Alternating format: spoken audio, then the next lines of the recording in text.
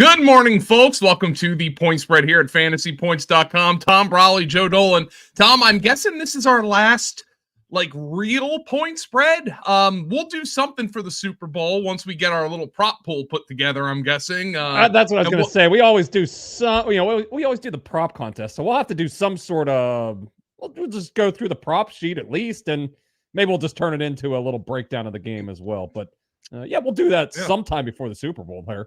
Yeah, our guy Trey Camberling behind the glass, he doesn't know about our Super Bowl prop contest that you and I started throwing together. I think that the Carolina Panthers Denver game might have been Carolina Denver game where we're just like, it's like a multiple choice contest where you assign different weights to answers based on how likely they are to, and there's a strategy to it. You want to predict things that are going to happen, but also you need to have a few of the lesser likely things to happen. We throw in some of the goofy props that even Vegas doesn't put out. And we put it up on the site a couple of times for prizes. So maybe we can work on that, Tom. I'll be out of town. I was going to say, you should tell everybody, you're going to be on site at the Senior Bowl, right? Yeah, so I am flying out Monday to the Senior Bowl in Mobile, Alabama. John Hanson's going to be there. I'm actually flying to Pensacola. And by the way, the call number for Pensacola Airport is PNS. Oh no, that's unfortunate. So I'm flying to Pensacola and then going to Mobile. Brett Whitefield and I are going to podcast from Mobile on Tuesday. I have to get up. I'm doing the morning show with John on Wednesday, and that's Central Time. So I have to get up. It's a 6 a.m. Central show, still the 7 a.m. show. That'll be a riot. But now I'm going to be on site at the Senior Bowl doing some scouting, getting some dynasty tips. Going to be a lot of fun. But anyway, Tom, we are previewing the two games here, so it's not going to take us too long, but we're going to talk about them anyway. We kick it off with Kansas City at Baltimore, Tom, in the AFC Championship game. This one, obviously, Kansas City, poor Buffalo. What a shame, but Kansas City, they had their chances. Yet again, I think. Yep. Oh, Buffalo had plenty of chances. This is Kansas City's sixth straight AFC title game appearance, I believe. Baltimore, though, is laying 4 at home. 3.5 depending on where you look. The total sitting at 44.5 in Baltimore. So they're expecting a lower scoring game here. I guess Patrick Mahomes and Travis Kelce rekindled their fire last week, setting the NFL record for most playoff touchdowns for a receiver and a quarterback. Tom, -4, 3.5 depending on where you look for the Ravens. 44.5 the total. What's your read on the spread and the total in this game? Yeah, we're giving out picks for the rest of the games here on out. Obviously, we're down to 3 games. We're 4-0 so far in the playoffs. Another victory last week. Went 3-0 in the wild card round. Just had one game last week. We're on the Packers. We'll get into that game. We'll get into San Francisco a little bit later. And I thought the Packers certainly had their chances to win that game, but we got the cover on that one. And we're on the Ravens in this game. We gave it out at -3 on Monday, back before the line moved a little bit towards our direction here. On Monday, I wrote it. I think the only reason this line is at 3 is because of Patrick Mahomes, and we're seeing that kind of play out here as the week has gone on. The sharper money has poured in on the Ravens, and the Ravens are the healthier team if you look at the injury report as well. Humphreys is back in play this week. Mark Andrews on the offensive side of the ball, so makes a lot of sense why we've seen sub movement towards the Ravens. Little more dinged up on the Chiefs side of the ball. Joe Thuney's already been announced out at guard. Isaiah Pacheco, dinged up. We're going to be following this. This might be one of those we watch in game. It's certainly, he said at the beginning of the week he's playing no matter what, but a running back with a toe injury has me a little bit concerned here. So prop bettors aren't too concerned. It's his line is stayed at like low 60s, mid 60s all week here. But the Chiefs are certainly a little bit more banged up here as the week has gone on. So makes sense why we've seen the line move against the Chiefs a little bit and towards the Ravens. But we'll see if Patrick Mahomes is able to work his magic here. I think he's 9-1 or 8-1, 9-1 as an underdog, and this is as big an underdog as we've seen him be. So last year in the Super Bowl, he was a underdog. We saw him last week against the Bills. He was an underdog, and he keeps finding ways to win games. So yeah, will the magic eventually run out here? I can remember talking about Tom Brady like this, where always a favorite in the postseason, but now he's in the underdog role a little bit here. We'll see if the Ravens are the team to break that little trend here. Baltimore, Tom, is this true? They're hosting the AFC Championship game for the first time since 1971. Yeah, I think. Yeah, is that my game hub? I mean, yeah, that's in your game hub. Did they not host it in 2000? Maybe I have it wrong. Maybe no. Oakland hosted it. They were the 4 seed. Oh my Lord! Yeah, that's right. Wow. I think the Steelers, if I remember back to the playoffs, is that the Steelers may have won the division that year. I can't remember the. No, it was the AFC Central. The Titans won the division. Okay, so that was with the McNair. Obviously. Okay, that was with Steve McNair. That was the year after the Titans went to the Super Bowl with Steve McNair. Yeah, so that well, there you go. There's a trivia question that I didn't realize that that historically great Ravens defense didn't even win their division that year. Wow. No, that was a good division back then. Yeah, the Steelers were in that AFC Central as well. That was the black and blue division back in the day. So and this is the first time we said the Chiefs. They're away from Arrowhead Stadium, though. This is their 6th straight AFC Championship, but they are on the road for the first time. So pretty incredible run that the Chiefs have had here, hosting all these AFC Championships. Now they're on the road for the first time. We should touch on the weather a little bit. Baltimore, it looks like there's going to be some rain in the forecast. I don't think it's going to be like what we saw out in San Francisco last week. That was a little bit heavier stuff than even the predictions kind of had. So it looks like it could be about 10 to 15 mile per hour winds with a little bit of light rain as well. So I think that's might be a little bit the reason why we've seen this total kind of drop down a little bit. It's 44.5. I think it opened up 46 and a half. So and also these are in my opinion, 2 of the best. Baltimore has the best defense, and the Chiefs have been a top 5 unit all season as well on defense. So I kind of lean towards one under. I've seen a lot of people out there like the over here with Patrick Mahomes and everything. I think this could be a little bit of a long possessions, few possessions. Score when you have the opportunities here in this game. Yeah. So, Tom, in the prop market, is there anything that you liked in particular from this game? Yeah, this is I actually have a lot of small. We're down to 2 games here, so the big name guy, they're gonna be set pretty much where they should be. The only line that really stretched out quite a lot here was the Lamar Jackson rushing yards. Kind of opened up 58.5, 59.5. It's been bet up to 65.5. I'm seeing out there 66.5. That's a bit of a narrative during the postseason here. We saw it with Josh Allen last week. Sometimes these quarterbacks run a little bit more when, they're not looking to preserve themselves for all 19, 20 games. We're down to the last 1 or 2 games here. So, and we've seen the Chiefs play a lot of man coverage. They tend to lose track. I think the game plan this week will be to keep all eyes on Lamar Jackson, though. If anything, now that this line has stretched out so far, I was considering maybe betting the under here. This is about 15 yards longer than Lamar Jackson has seen for a rushing yards prop this year. I think 52, 53.5 is about the highest he's been so far this season. So this line is really stretched out, but for good reason. They're running a little bit more, and this could be a run game. We saw the Bills, the Chiefs kind of conceded. They were conceding the run to the Bills last week, and Bills had a lot of success. And we'll see if the Ravens can duplicate that this week. But prop wise, I did hit some smaller props here. I have One prop, Mecole Hardman, under 1.5 receptions. I got that one. It was at -115 earlier this week, and this one's been kind of blown out. It's -190 the last I saw, so don't know if I'd necessarily bet it now, but he's been, of course, he was the one that fumbled through the end zone last week, started that talk.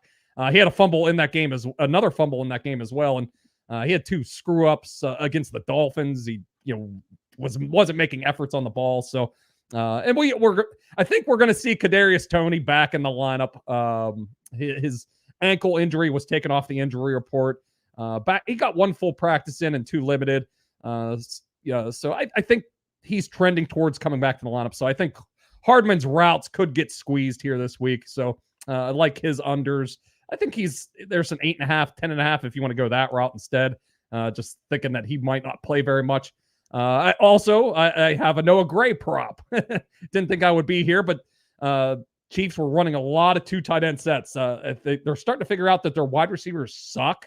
So let's play Noah Gray a little bit more. He was on the field for a 48% route share last week, which was right up there behind, Travis Kelce and Rashee Rice.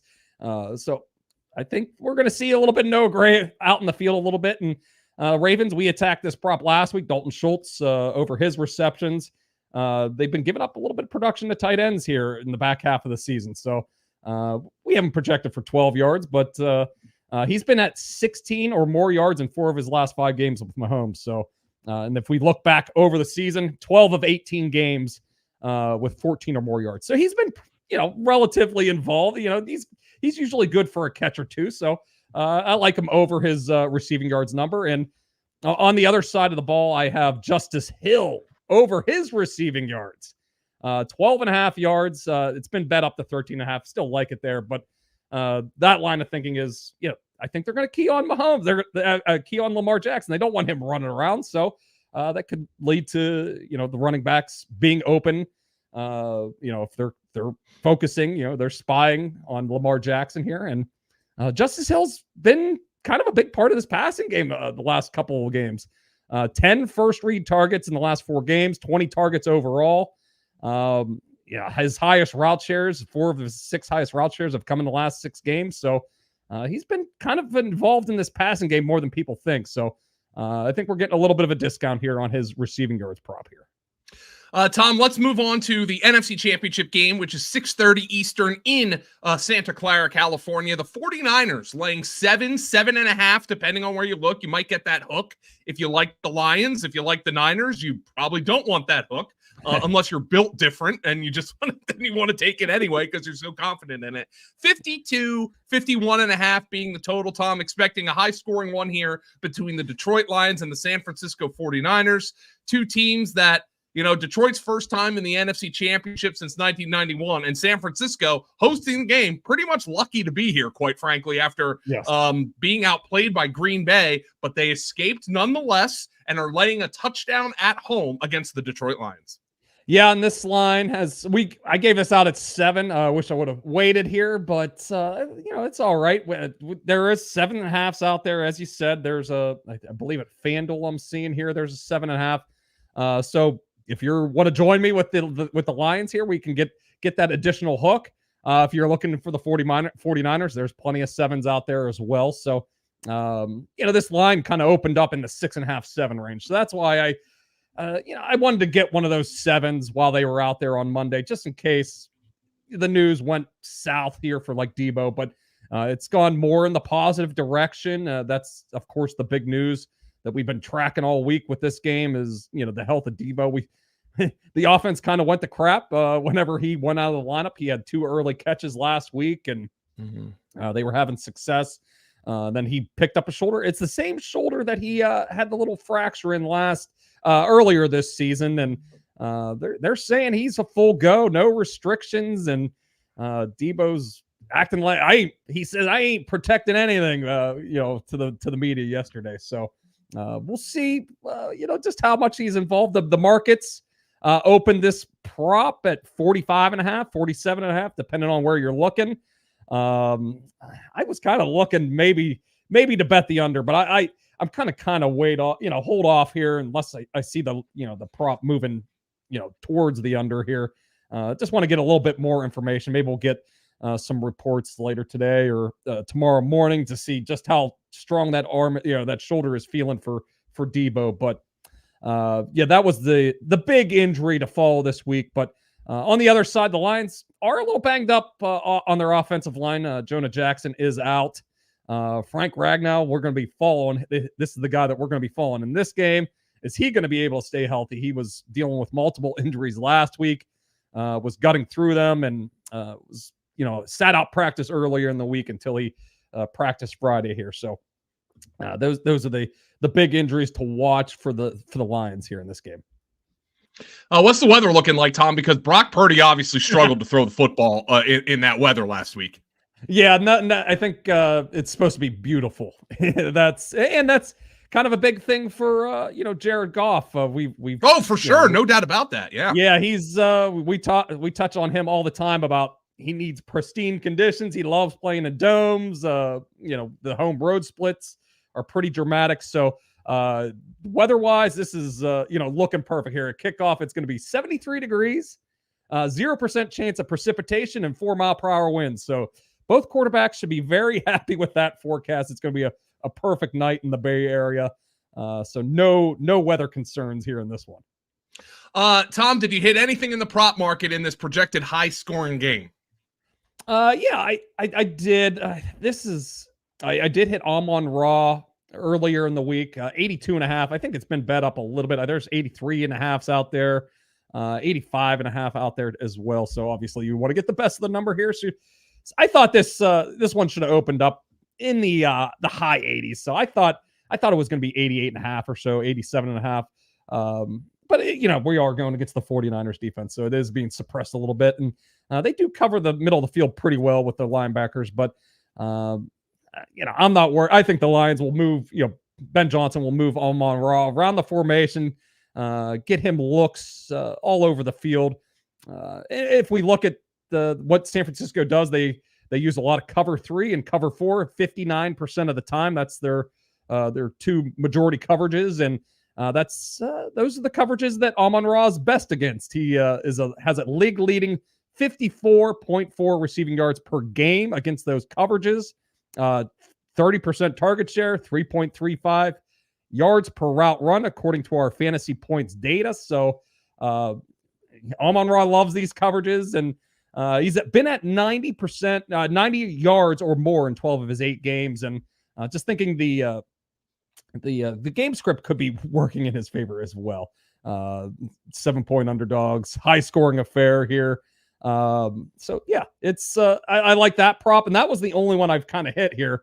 I would look only at unders for the rushing. I mean, these are two of the best run defenses in the league here. Christian McCaffrey's prop opened up like 88.5 this week, and this is a rare Christian McCaffrey prop that I've seen this year that has gone in the other direction, and this is one has moved a little bit down. It's 84.5. So a lot of respect for that Lions run defense. And on the other side, same deal. David Montgomery, his props have dropped down a little bit this week. Jahmyr Gibbs has been on the rise though a little bit. So I think people are maybe that game script, maybe that invites more Gibbs snaps, more opportunities for him to be on the field. So his props have gone up a little bit in terms of the rushing yards. The other props, we touched on Debo. I've been keeping a close eye on the Ayuk one. We, of course, hit the Mike Evans one last week. Lead receivers had been just absolutely crushing the Detroit Lions basically over the last 11 games. We saw Puka Nacua in the wild card round as well. But Ayuk's number opened up 80.5, 81.5 with, just a little bit of a, trying to find a middle ground there if Debo was to miss. His prop has dropped down here to 75.5. Now that Debo is, slated to play. We don't know how much he's going to play, but that prop has come down here to 75.5. And George Kittle's prop has also moved down a little bit. It was like in the low 60s there, 62.5, 63.5. It's down to 60.5 now with Debo playing. I was considering both of these props. I'm going to be probably studying over these a little bit more, just trying to get more information. Maybe, or maybe I might approach it that from the Debo angle and just bet his under. So I'm going to be digging into those a little bit more, but those were 3 props that are certainly intriguing here with the Debo injury situation. I am screwed in our one and done contest, Tom. I loaded up. You're screwed. I'm screwed. I'm second to last. Oh, geez. Well, I actually had a good week last week, but that was because I used all the Chiefs. And now, in order to even build a lineup, I have to put Ravens in it, even though I think the Ravens are going to win the game. Oh no! If the Chiefs so basically, I'm gonna be screwed next week. I'm gonna have to use like Nelson Aguilar and in the title game in the Super Bowl. That happens in the Super Bowl. You usually have to reach for a couple scrubs, but I'm with Joe. I've made every wrong decision. I hope nobody followed me in the one and done. I hope I was like the 3rd person on the article, so I hope nobody looked at it. I had Jaden Reed airball me in the 1st round. I was so far down in the standings. I went for Christian Watson last week, just hoping he would bust a long one. And he did not. Even my kickers have been complete ass. So I mean, it's been a tough start for the postseason. I'm hoping just to win one of the weeks. So. Yeah, so of our 40-man contest, Graham's in 3rd. So hopefully he's the one that you're following. He's still behind 85-year-old Dottie, who's out here just running laps around us. She's kicking ass. I'm going to put in my lineup today and put the article in. Unfortunately, look, I have all my 49ers left, but I have to use some of them to build a viable lineup this week. So it's going to be a bloodbath in the Super Bowl. Tom, that's the risk of the one and done. That was contest. one of the other guys I used. I used Debo last week. Yep, that worked out well. My team has been every move I've made in this and in that playoff league. That will happen, but it's been a tough one. But that's why we have gambling. We have so many opportunities. We can do DFS. We can do whatever we want here. If one contest goes against you, there's other avenues here for us. Unbelievable, Tom. I've just put Valdez Scantling in the lineup. I'm like, there you go. I gotta do that. Justin Watson, a little. Well, maybe go Noah Gray there, Joe. Oh yeah, we'll yeah. Oh yeah, I actually considered that. Oh, I might have to put him in there. All right, T-Bro, I'm gonna fill out this lineup and put that article up with my tail between my legs. And we will. We'll catch you later, Tom. You and I are definitely going to throw together the Super Bowl prop contest. I'm out of town for pretty much the next week, so we're gonna have to come up with a way to do that. But I'm sure we always do it the week before. We'll do something with the prop contest, and we can we'll talk a little bit of the game too as well. We can blow it out a little bit more. Yeah. So T-Bro, it's been good talking to you. Trey Camberling behind the glass. Been wonderful having you, my friend. Been wonderful for all of the watchers. Thank you for joining us this season on the Point Spread. Tom and I will talk Super Bowl in Super Bowl week. Meanwhile, I'll be down at the Senior Bowl. Make sure you stay tuned to our podcast feed. Brett Whitefield and I will be coming at you live on Tuesday from the Senior Bowl. John Hanson and I will be live on Wednesday morning from the Senior Bowl. It's going to be a busy week. The off season's beginning. 2024 season's beginning already, Tom. Thanks, everybody, for joining us. We'll catch you later. Have fun this weekend.